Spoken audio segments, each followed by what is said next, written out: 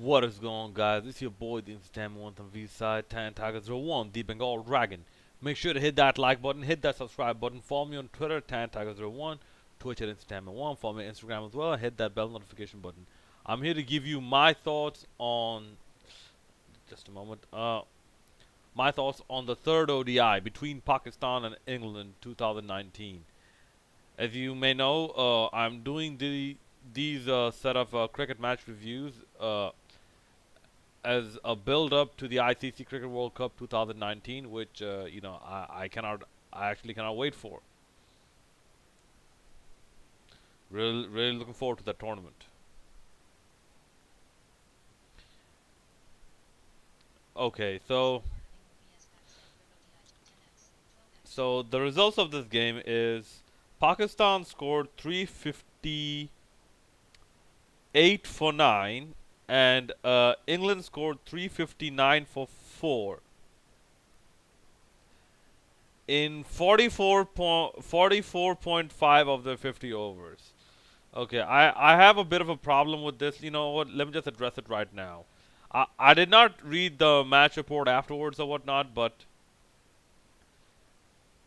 didn't Owen Morgan go like half an hour or 40 minutes above the scheduled time? So shouldn't the, due to slow over rate, overs have been shouldn't their overs have been reduced to at least like 45 overs? Anyways, like I will look. I'm pretty sure, like maybe like something did come of it. Maybe Owen Morgan was fined or something. But I'll look into it right after this. That's because I just got done watching the highlight. So, as for Pakistan, Imam ul Haq, a brilliant 151 of 131 deliveries with 16 fours and 1 6. Okay, and listen, I you might know who this guy is. He's called Dr. Saab or something. He used to host a show called Game On Hai. Now he's hosting a show called Caught Behind. He keeps going. He keeps going on. Imam ul Haq is not an impact player. Not an impact player. Not an impact player. He's the best player you have. If the rest 10 of you cannot compliment Imam ul Haq, then there's something wrong with the rest 10 of you. Because this is not an individual sport. For a man that old, who's been following cricket since 1975, for a man that old, he sometimes makes some very stupid comments. At least in this match, at, at least in this match, Imam ul Haq actually scored pretty well. Okay, impact players. Okay, Fahim Ashraf. No, not Fahim Ashraf. Sorry, Fakhar Zaman. He got out for 2 runs off 4 balls, like off an outside edge, I believe. Um, Babar Azam. He was actually bowled with a ball that came in from a good, that cut back in from a good length. Scored, I believe, 15 of 11. Then Haris Sohail, 41 of 41, and this is one of the turning points of the game, because if you're gonna save a run out, even if it is close, why don't you dive? Had Haris Sohail dived in, he could have actually perhaps made his ground and not have gotten run out. Okay, Sarfraz Ahmed,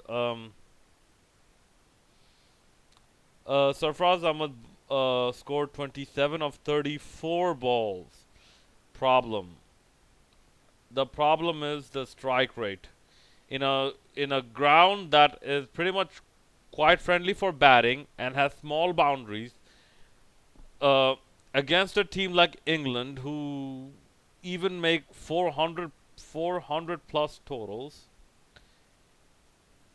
you can't have any batsman who has batting skills of a strike rate below 100 you could consider like not that not good.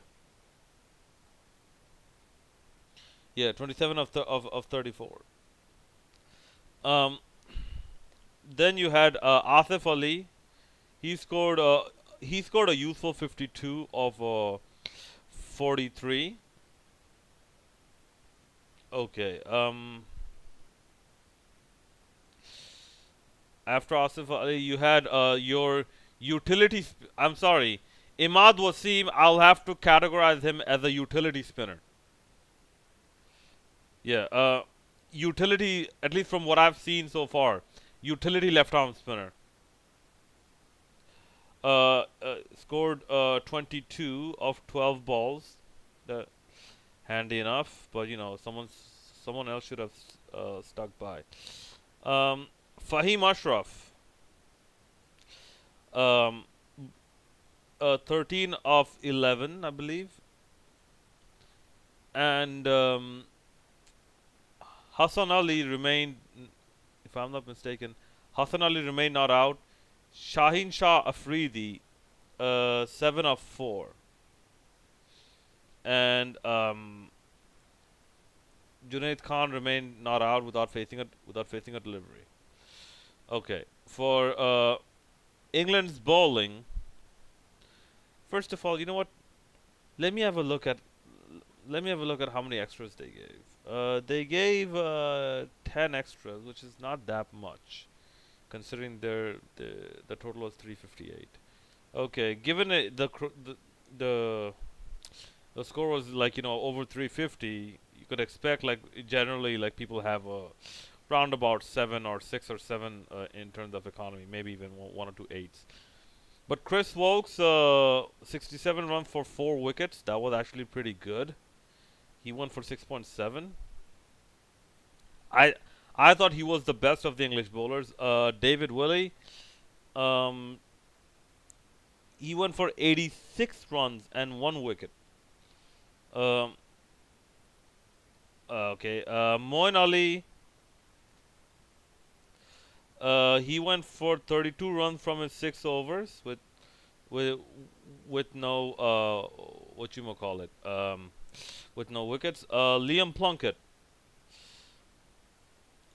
9 overs, 55 runs and 1 wicket at an economy of 6.11.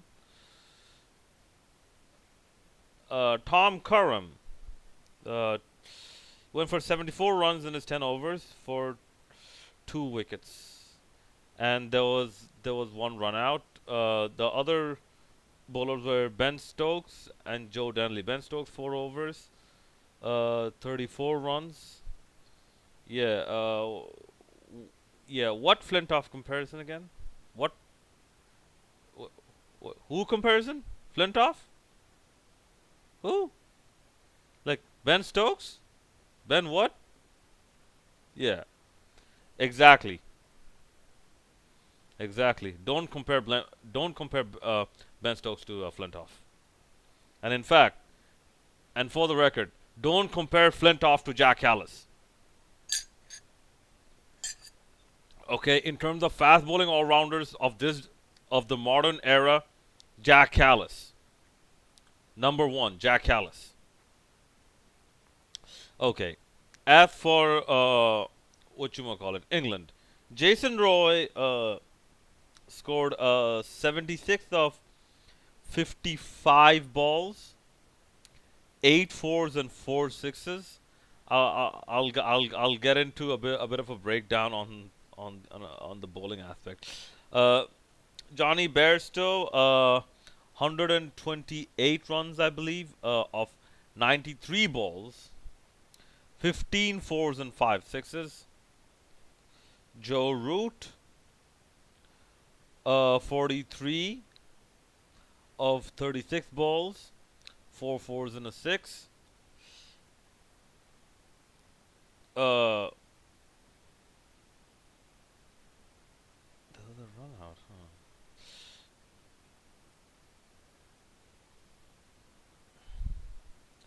Okay. Fake Flintoff. That's what I'm calling Ben Stokes. Fake Flintoff. He was run out of Oh yeah, this was that Moeen Ali. He straight drove a ball, and it just sort of brushed Shaheen Shah Afridi's hands and bumped into the stumps, right onto the stumps. Okay, 37 of 36, no, of 38 balls, two fours and two sixes. Moeen Ali remained not out on 46 of 36 balls, four fours and three sixes. And Owen Morgan remained not out, 17 of 12 balls, one four and a six. As for the wonderful bowling of Pakistan, Junaid Khan, uh, 8 overs, 50, 57 runs for a wicket. Yeah, that's 57 runs. Shaheen Shah Afridi, 10 overs, 83 runs for no wickets. Hassan Ali, 8 overs, 55 runs for no wicket. Utility Wasim, Imad Wasim, 7 overs, 53 runs. No, wait, that, no, 58 runs for one wicket and an economy of 8. Brilliant economy of 8.20. Fahim Ashraf, 9 overs, 75 runs for one wicket at an economy of 8.33. The other two The other two unfortunate bowlers are Haris Sohail, who bowled 2 overs and went for 19 runs, and Asif Ali, who could not complete 1 over, um, 5 balls for 9 runs. Okay, so I don't know how many match series this is, but okay. Now, as a result, Pakistan, if I'm not mistaken, Pakistan have lost at least 6 of all of their last ODIs. 6 of them. So that is not something Pakistan should take lightly at all. At least 6, maybe more. In fact, if I'm not mistaken, didn't Pakistan just actually tour Australia before this? And then they had their PSL and whatnot in February. Okay, now I'll give that whatever his name is, Doctor Saab, whatever his name is. Okay, I'll give him credit for this. That Imam ul Haq might not be an impact player, and here's the only part where I'll give him credit. Only part when it comes to Imam ul Haq and whatnot. Imam ul Haq scored those 151 runs by exploiting some very, very bad bowling. And just to top it off, Pakistan lost the match because they bowled worse than England. As bad as England bowled, that you'll keep pitching short balls trying to purchase a wicket, trying to buy a wicket. And ultimately, no matter how expensive your transaction is, one of those short balls will be played on, or one of them will be top edged, or whatnot. One of them will be miscued, and then it will go to a fielder at hand. In fact, of those 9 wickets, I counted. Of those 9 wickets, 3 of them were to short deliveries, and I believe pretty much all of those 3 were of middle lower order to completely lower order batsmen. The others, they got out either by a run out or by foolish full or foolish deliveries. There was even 2 bowls. Okay, I believe Haris Sohail was bowled, and no, was it Haris Sohail? Yeah, I think he was the one who might have been bowled. Was it Haris Sohail or Sarfraz Ahmed? And Imam ul Haq was also bowled. And these are not played on bowls. These are not you're trying to hit a ball right above your head and then bottom edge it and it'll crash onto the stump bowls. No. This was like bowled bowls. This was like crashing into the wicket bowls. And the fielding, Lord have mercy. Lord have mercy, Pakistan. The fielding. How on earth can you drop catches that easy? That many times. See, look, you know one of the reasons why a lot of people are not interested in cricket anymore? It's because of stuff like this. It's because of stuff like this, coupled with the legacy of match fixing. That people say that, oh, all these teams play so bad, there must be match fixing in some way, shape, or form that just hasn't been discovered yet. Yes, it's because of embarrassing performances like these. A lot of people are turned away from cricket. Me personally, for me, that's a very small factor. For me, the larger factor is the marketing of cricket.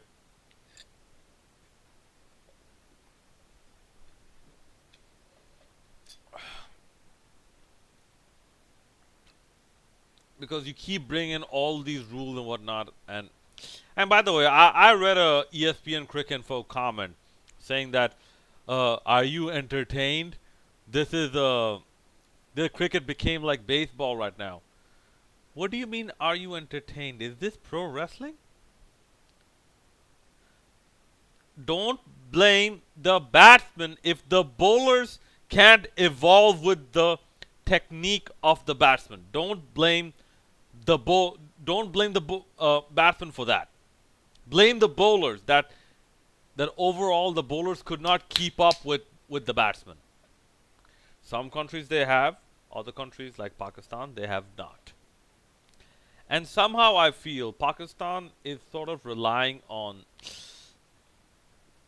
I wouldn't say smart bowling. I would say uh, uh, unrefined bowling.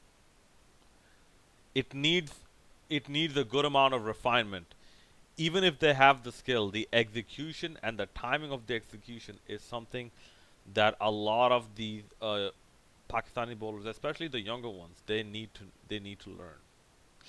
In fact, when I go back, wasn't it Junaid Khan who was the most economical and who got a wicket? Like, that's not saying much because you keep. In fact, this was there were so many short deliveries that I wanted to, like, I wanted I wanted to do the rest of no, no, do this video with only half my head in the screen.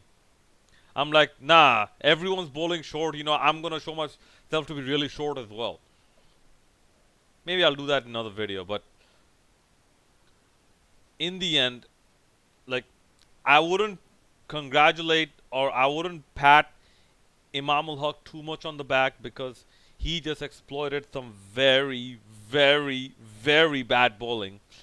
And surprisingly enough, Pakistan bowled and fielded even worse than England's bowling. England's fielding was good, but England's bowling, I would say no. This was not good. This is not even acceptable. At points, this pitch might have been too paced, especially like when it comes to short deliveries. But overall, man, you have no reason to bowl that short for so long, for so long. Like when you know that when you pitch the ball up in English conditions, okay, even if you shoot a concrete block from a bowling machine, that's going to swing as well. Everything swings in English conditions. And like, bro, listen, I used to bowl in indoor nets. I used to bowl round arm, cross seam, indoor nets, and the ball used to swing. Cross seam. This tells you. Even if you even if you like launch a cube, if you launch a cube from a cannon, aiming completely straight, even that'll swing because this is England. Everything swings. All right.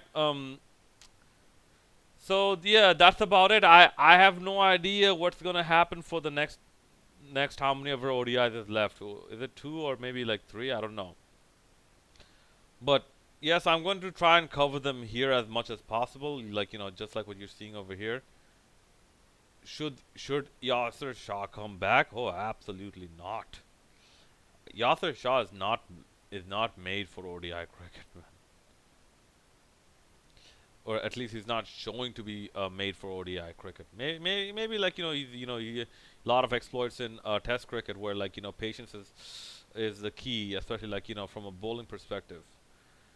But in ODIs, no, I don't think so. Maybe Ramiz Raja is right. Maybe it's time to like send out sort of a distress signal, an SOS, if you will. He said like maybe scour the Pakistani